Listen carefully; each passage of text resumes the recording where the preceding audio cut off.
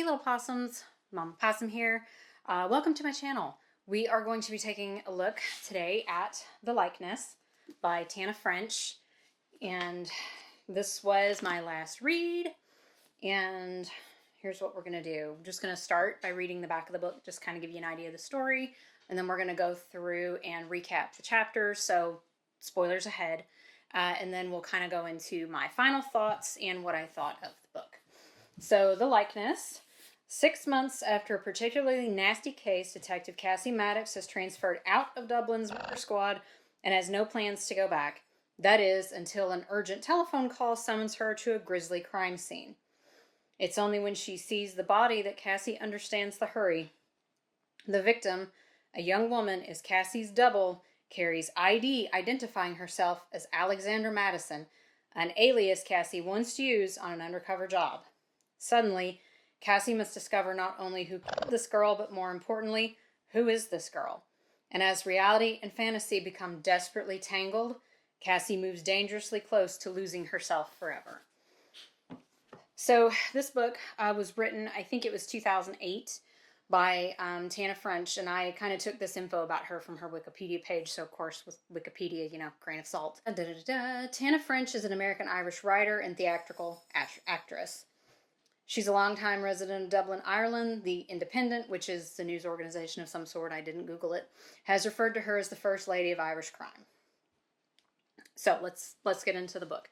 Now, in full disclosure, just because of who I am as a person, I didn't take any notes for like the first chunk of this book because I wasn't utilizing the note-taking feature on a book reader app that I have been using, which has helped out. So the last half is going to be very well thought out and thorough. This half, maybe not so much. So, anyway, so just to kind of recap what I didn't take notes on, we have a murder girl, police officer Cassie Maddox, who used to work undercover and used to work murders and is now working domestic violence. These two, the murder girl and Detective Maddox, apparently are doppelgangers for each other, is the scientific technical term. Okay, so her, who was her superior officer while she was doing undercover, is Frank Mackey, and he decides that Cassie could go undercover as this dead girl because they have no suspects. They don't even have a clue who this girl even is because she was using an alias, and this kind of just serendipitously happened. She came upon that alias when she ran into someone who knew Cassie when she was undercover as Lexi that first time, and those two did kind of a catch-up. So that was where the idea got planted in her head to begin with. So there's also Sam O'Neill, who is Cassie's boyfriend, who works in she works in detective domestic violence, and he doesn't want her to do it. He thinks it's crazy, and I'll have thoughts on that later in the video when I do my final thoughts. So what does Cassie do? Naturally, she says yes. So she's sent into the Viper Pit, and the first few chapters are just kind of her gaining everybody's confidence and like getting into the routine and kind of figuring out how things go and kind of melding in there with the roommates. And again, because I didn't take notes, I only remember one of their last names. There's Daniel March and Raphael, or Rafe for short, Abby, and Justin. And then, of course, you have Cassie posing as Lexi, that all live in this house together called Whitethorn House, which was a house that Daniel March actually inherited from an uncle who passed away. So now we're going to get into the chapter summaries where I did do notes. So again, there's going to be spoilers ahead. If you haven't read it yet, you might want to click off of this and then come back to it once you've read it. So my recaps start at chapter 14. So here we go. So Frank comes in to talk to them, and I think Cassie, as Lexi, is getting way too comfortable. And she secretly doesn't want this case to be over. This is just my interpretation based on her own dialogue. She's totally assimilated. They did manage to maybe get a suspect pinned down at this point, which is a guy named John Naylor, who's kind of like a petty criminal there in town. And there was also, that's a match to the letter N, that was in Lexi's date book that Cassie found that, by the way, she still has not told Frank or Sam, either one, about this date book, which is potentially a huge piece of evidence. And I'm still suspicious that the roommates did have something to do with Lexi's stabbing, because the way they are together is really weird, kind of culty. The only friends that they have are each other, and I mean, that kind of isn't normal. Like, I have a friend group, but then I have other friends outside of friend groups, so it's weird. And something about Daniel that I actually find really suspicious, who has kind of put himself as head of this little family, is Frank and Sam think that Naylor is good for the stabbing. He was the one that definitely threw the rock through the window, but I think it was either Daniel by himself or they all kind of played a part in it. And the way that they reacted so violently to Lexi stabbing, like, it just wasn't normal. So at this point, I'm thinking one of the roommates did it. So move into chapter 15. Cassie's gone to the police station under the guise of needing to go to the hospital to have her stitches looked at, because you remember, she's got this bandage on her chest where she's hiding her wire because she was stabbed. So they have picked up Naylor, and again, we were also thinking that that is the inn in Lexi's date book. I don't think Naylor stabbed Lexi, and neither does Cassie. He's good for some vandalism, some thefts from Whitethorn House. They did find some antique items in Naylor's possession that were linked to Whitethorn House. So, petty criminal, yeah, that does not make him a murderer. So what we know that Frank and Sam don't know is that, because of this date book that Cassie didn't tell anybody about, Lexi was actually looking to run again, because at this point we know she's done this a couple times. So again, she still hasn't told, Cassie has not told Sam or Frank or literally anyone else about this date book that she found, which kind of put a burr under my saddle. And the question is if the antique items were actually stolen, or did Lexi sell them to Naylor to help raise money, because she is looking to raise some funds. She wants to get a plane ticket and she wants to get out of Dodge. So in chapter 16, it was a short chapter, so there wasn't a ton of stuff going on there. It does show some cracks that are kind of starting to form in this friendship group, because the secret that they're all holding is, it's hard to keep something like that together. So anyway, something's eating at all of them, and something is going to happen. They've all reacted so viscerally to the stabbing, and why is Justin freaking out? Rafe went off on a bender. Like, what are y'all afraid of? What are y'all afraid of? If you didn't do anything, why y'all freaking out? So, chapter 17, and we have now discovered something. The inn, that mysterious little inn in Lexi's date book, it's not Naylor. No, it is not. We have all been duped. I don't think he's involved in the stabbing, though. Inn is Ned, a.k.a. Slow Eddie, a.k.a. Daniel's brother. The other person who potentially could have inherited this house and actually went to court to try to fight it. So we do know, what we know is Lexi was getting ready to run again. She was going to go assume another identity and start over. Because we know that from the date book that Cassie found, that she still hasn't told Frank or Sam about. So I think Eddie/Ned was the person that Cassie saw when she was hiding up in the tree, because she has started taking to, this was in one of the chapters that I did not recap, she is taking to doing her nightly calls when Lexi goes on her nightly walk. She'll use that time with a secret cell phone that she has concealed from everyone else. She's been hiding up in a tree so that she doesn't get seen. And speaking of Frank, guess what Frank found out? Apparently, after Daniel won the house in probate court, you remember Ned tried to get the house turned over to him based on Uncle Simon being a drunk and wasn't in his right mind. He had the ownership of Whitethorn House put under all 5 of their names. So Lexi, Daniel, Abby, and Rafe all have an equal ownership of this house and this piece of property. That's weird. It's a strange thing to do. So this, I think, gives us our best motive for this stabbing. At this point, I am set that it's at least one of these roommates, because based on what I think to be true, it wouldn't make any sense for Ned to stab Lexi.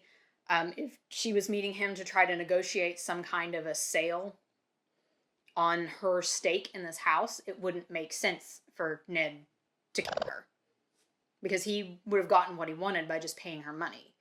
So it didn't make any sense. So according to Frank, the house is worth $2 million of whatever currency Ireland was using in 2008. I know today they use euros. I don't know what they were using in 2008. Split 5 ways, that's a lot of money. More than enough to give Lexi what she needs to take off and rebuild a new life or whatever.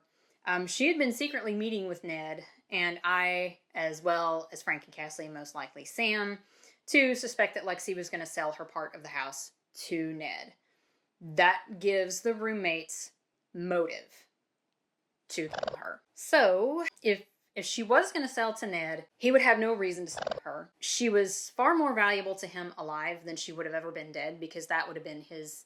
I think he probably saw her as the one he could most likely convince to sell first, and then the others would probably topple like dominoes. The only reason that Ned being the killer would make sense would be if Lexi decided to back out. And I really don't think that she did that. Based on her history of running and what we know to be true, that just doesn't make sense. So she's changed, from what we know right now, she has changed her identity 3 times that we know of. I don't think she cared much about the roommates or their feelings. And Cassie has been racking her brain trying to figure out how Lexi's been communicating with Ned. And after the higher the stakes, the lower the technology comment that Frank had made in one of their conversations, she goes back to the cabin where they originally found Lexi's body, because in this place, that's like the only reasonable place that you would think that someone could meet, because otherwise it would just be really easy for somebody else to be walking down the lane and come up on them, and then that puts everybody in an awkward position. So what she finds is there's a stone marker there, like a historical marker, and so that for some reason draws Cassie's attention.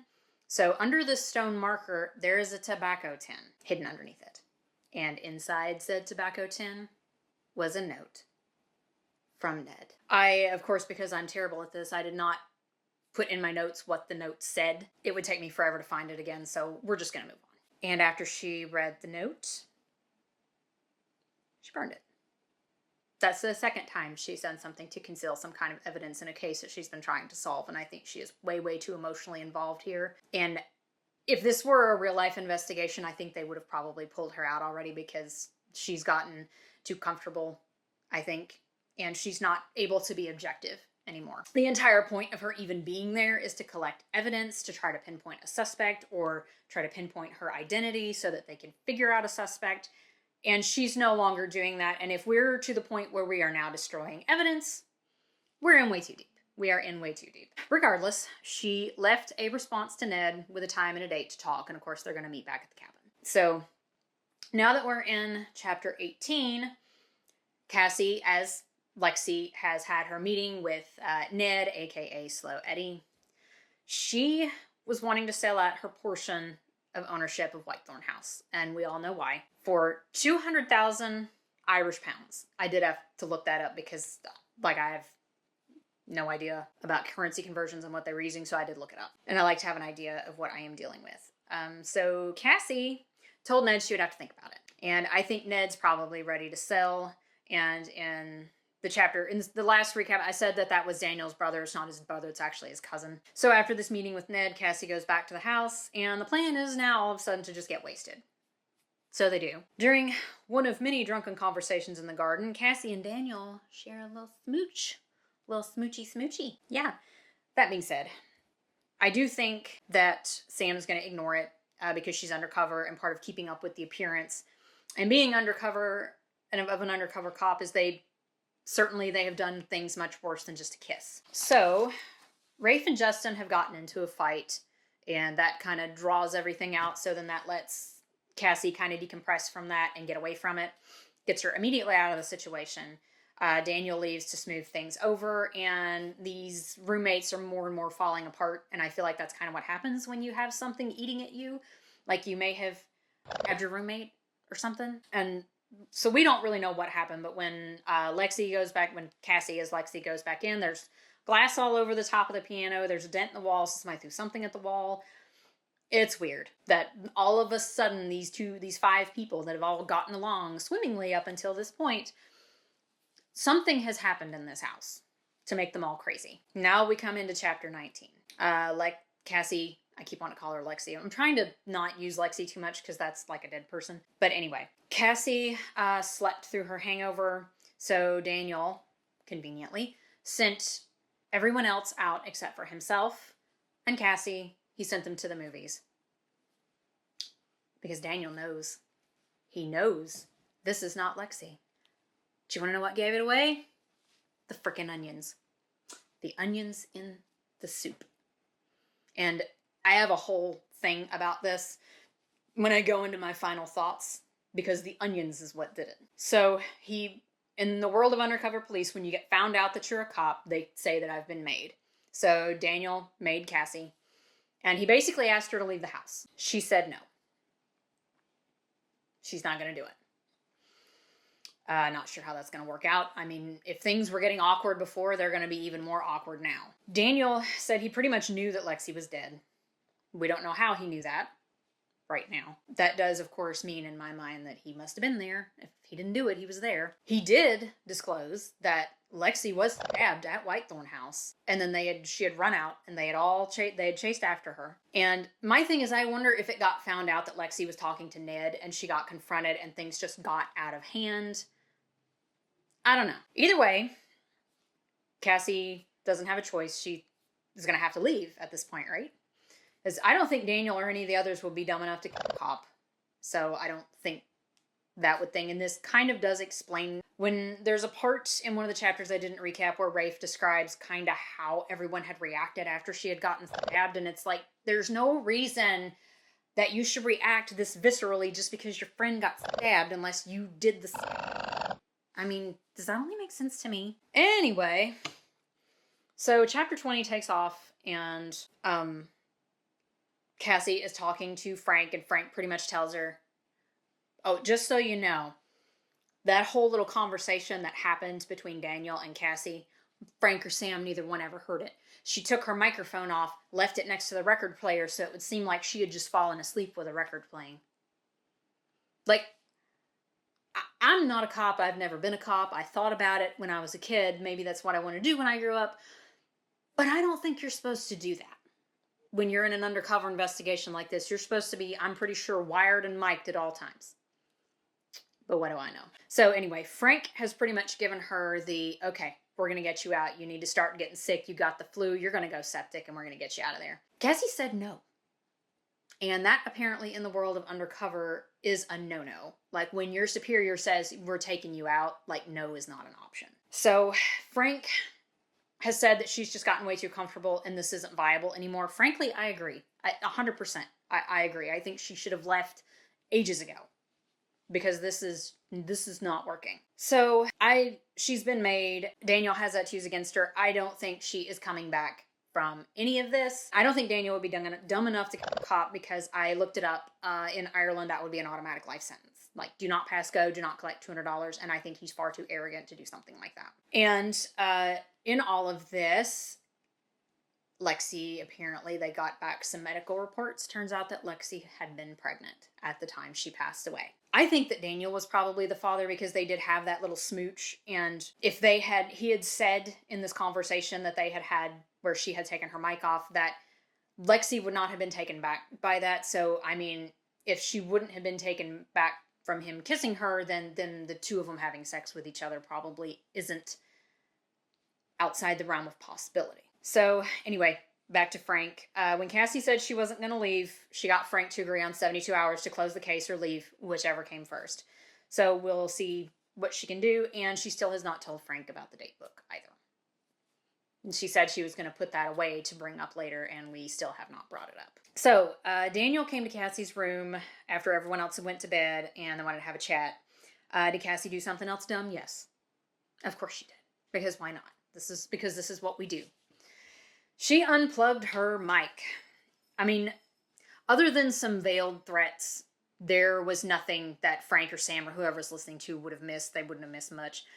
But she did spend the rest of the night unplugging and plugging the mic back in to simulate some kind of connection issue or some kind of malfunction. It'd be a pity for her to get caught at this point, wouldn't it? Anyway, I do anyway think Frank caught on to her because after the phone call or just before, Frank had called Daniel and told him that he wanted all 4 of them to come down to the Dublin police station to have a chat.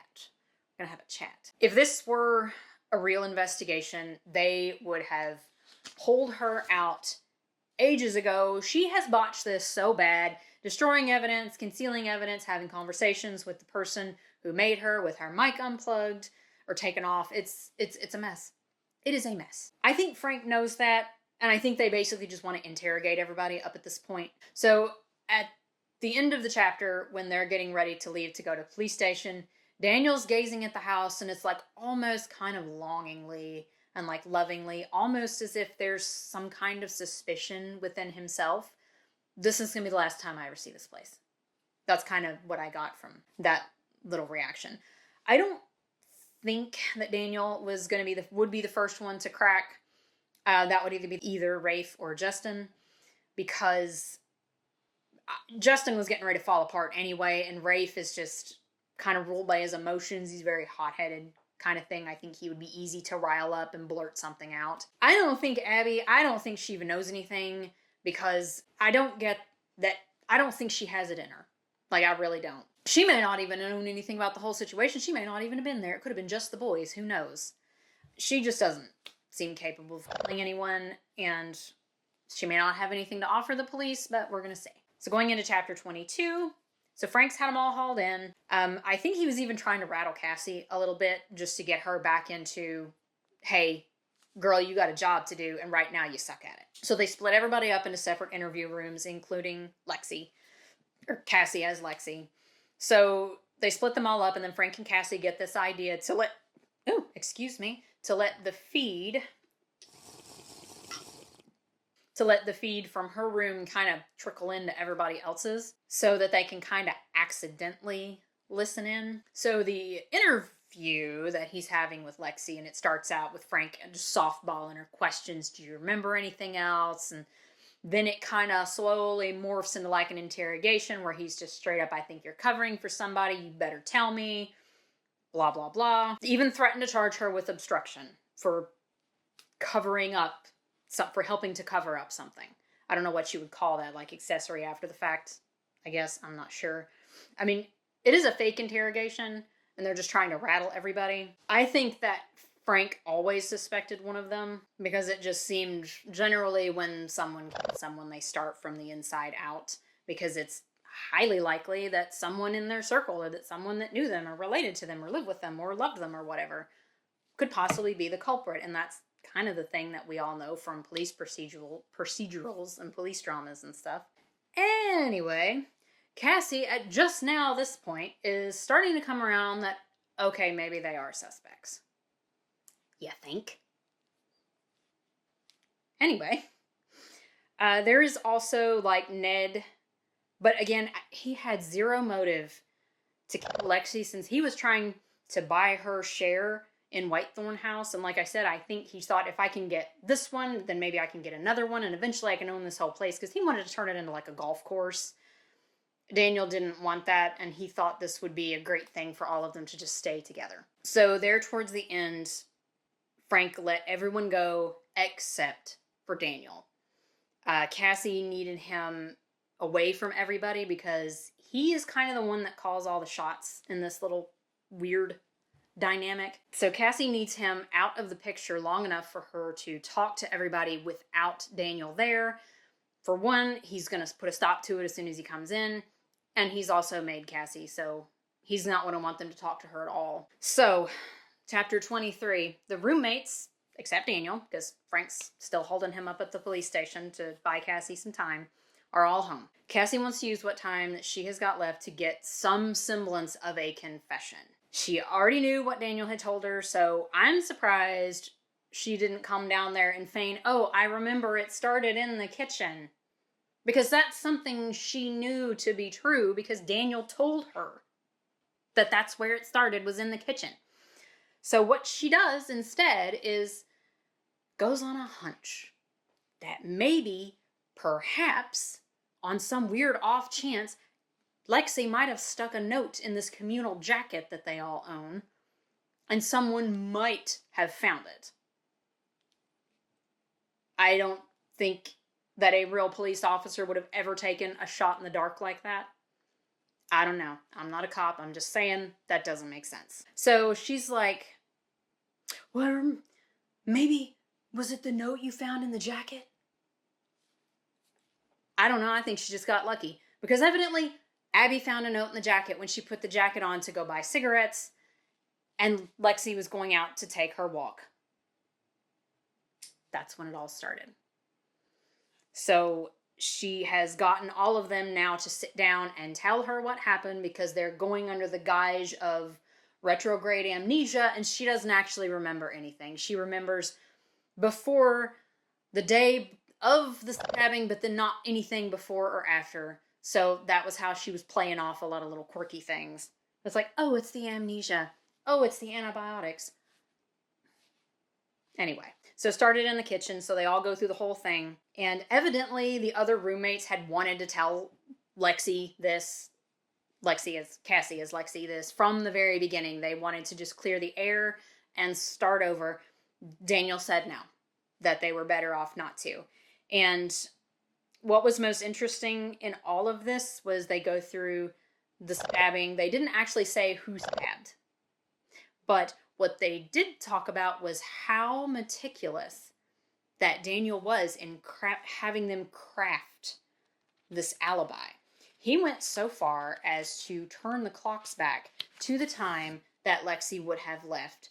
They played some hands of poker. They even played Lexi a hand of poker. She wasn't even there. She was bleeding to death out in the cabin. And they told her bye when she would have left to go for her walk.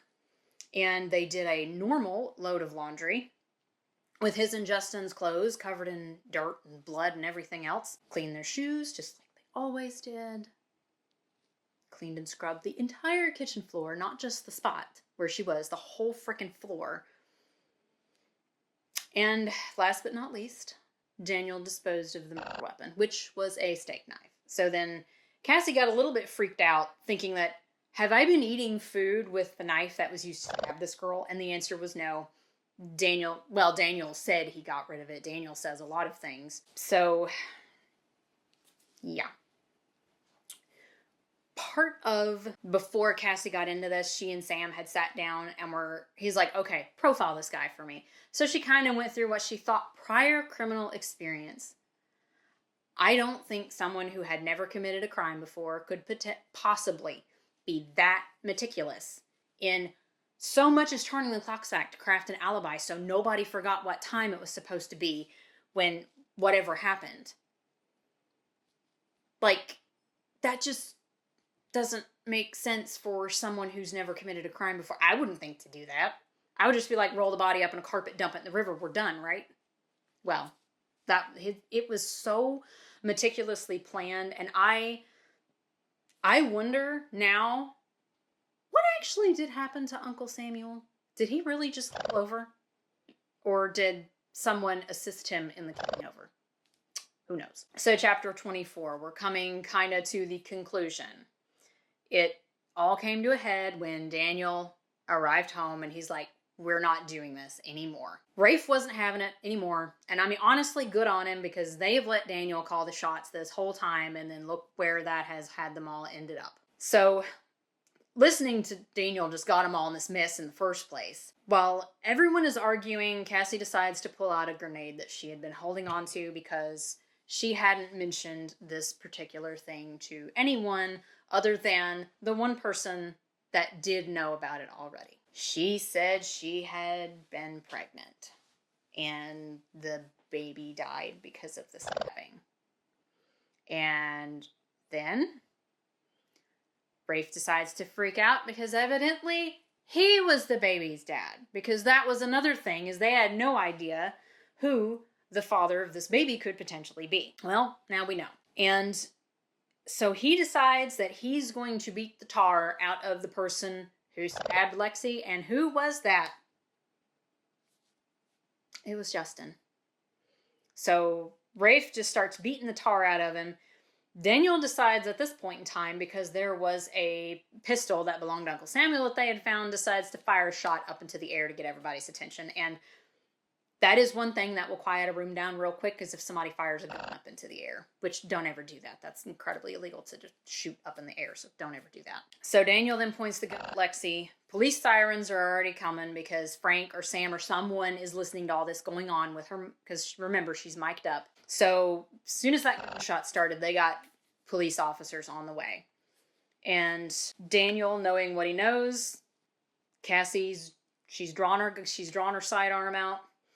They're doing like the whole Mexican standoff thing where they're standing across the room with guns drawn. And Daniel speaks loud enough for Cassie's microphone to pick it up that he's going to take the blame for the most heinous part of the crime. He's like, I did it.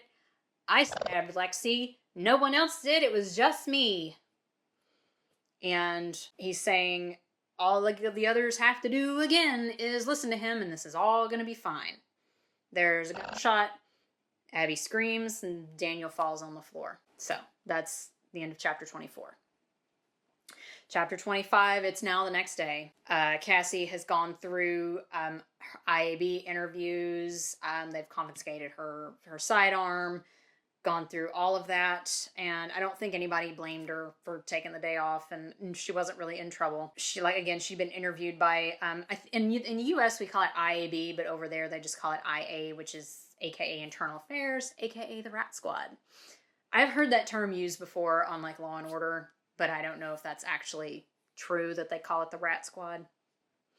But anyway, so she was the one who fired second. Daniel tried to shoot Cassie.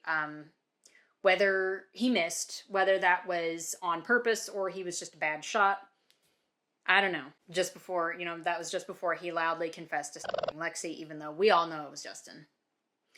So Frank paid Cassie a visit just to kind of ask some questions, wrap a few final little things up. And he asked her point blank if she thought that Daniel really did stab Lexi. And for reasons that I still have no idea and can't understand, even though she knew it was Justin, all she had to do was say it. Yeah, it was Justin. They would have taken her word for it. Then they could have interrogated him under pressure. He would have cracked.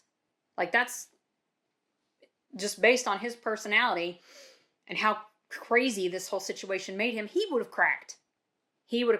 And as mad as Rafe was, I'm honestly not surprised he didn't say anything. I guess they all figured they'd all go down as accessories if that were the case. So she just says, well, he said he did. This part really just made me furious. Clearly, it was a crime of passion, that this was not premeditated. Cassie knew the truth. She didn't say a thing. And Lexi was robbed of justice because none of them would confess and none of them would blame anybody. They all said Daniel did it. So they're walking out of there just like little chickens in a row. I don't know where that saying came from. I just made that up on the fly because my brain don't think good most of the time. Yes, she was a serial identity stealer. As far as I'm aware, she didn't ruin anyone's credit or anything like that. She just wanted to hide. But she deserved better than this. Regardless, she was a victim, and so was her baby. Now, I honestly hope Cassie gets fired, but based on the conversation with Frank and him erasing where Cassie refused to come out and blaming it on bad tape, and he gave Cassie a copy of that tape, the only one in existence, I seriously doubt anything like that's going to happen. So chapter 26, the last chapter where we get everything wrapped up. We find out from Abby, because she stayed in Dublin, so Cassie actually takes the file that they have on Lexi to give to her because she thought she might want to know. She asked about the roommates. Apparently, Rafe is in London working in finance for his dad's company. Justin is up north teaching English at a private school. And Abby's just going to finish her degree. I wasn't surprised that Abby let Cassie into her apartment. And I think Cassie mainly wanted to give Abby some kind of closure. In this, there at the end, we did find out Lexi's real name was Gracie. And she went missing from Australia. Every year, she sent a birthday card to her dad, which was a date that was marked in the date book that Lexi still never told anybody about, which we won't ever know. If anything would have come from that, we don't know. So, as As far as Gracie, her mother had passed away from complications during childbirth. She had a younger brother and she had her dad. And when she was little, she never wanted to do any of this. She wanted to marry a jackaroo, which I think, because I didn't look this up, I think that's Aussie slang for like a ranch hand or a farm hand. Gracie's remains, I'm assuming, were sent back there to be buried. The author didn't say. Somebody, and the main suspect is John Naylor, torched Whitethorn House. Like, it completely burnt to the ground. And with Daniel gone, Abby, Rafe, and Justin just decided to sell their shares to Ned, who assumably inherited Daniel's share after his death, as he was now Uncle Samuel's only living heir. And so that's where the story leaves us. The three friends living separate lives. Gracie and Daniel in the ground. Cassie engaged Sam and getting her life back to normal. And that is the story of The Likeness by Tana French. My final thoughts. I'll address something that literally everyone that reviewed this book has touched on, that in the real world, in the world of undercover police stings, this never would have happened. There is so much nuance to a person and their habits and the things that they do.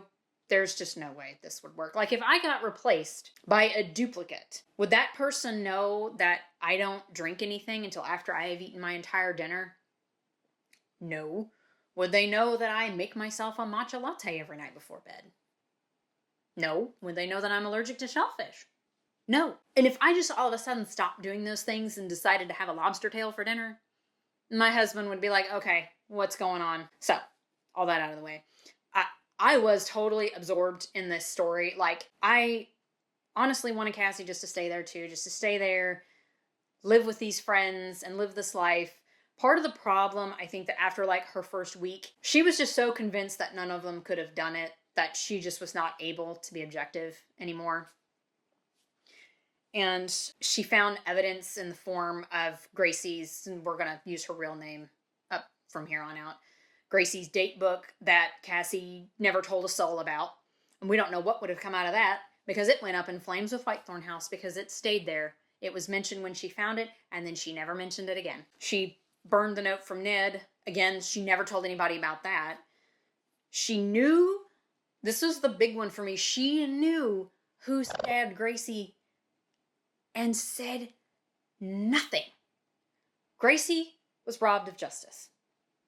She stayed undercover when one of these suspects, potential suspects, made her.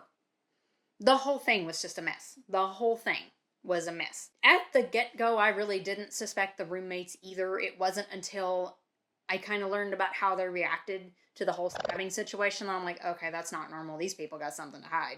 So it's the reaction that they all had was just so visceral, because it's like if someone told me that my friend had gotten stabbed and she was alive, I'd be like, oh, well, thank God she's alive. I mean, can I go see her? Is she at the hospital? When does she get to come home?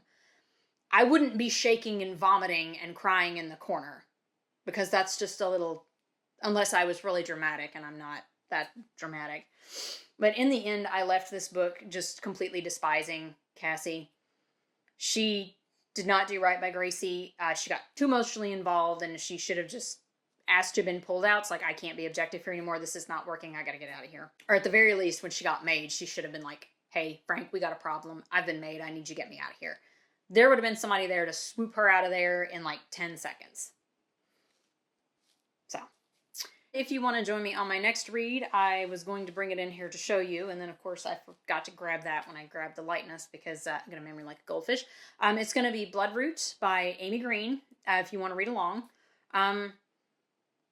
That book does not have chapters, so I can't give kind of a definitive timeline. It'll just be I try to usually read like a certain number of chapters, and then I can look at the calendar and see how long it's going to take me. But this one doesn't have chapters, so we'll just kind of have to feel this one out as we go. But either way, I will see you at the end of my next read. Have a good night, and God bless.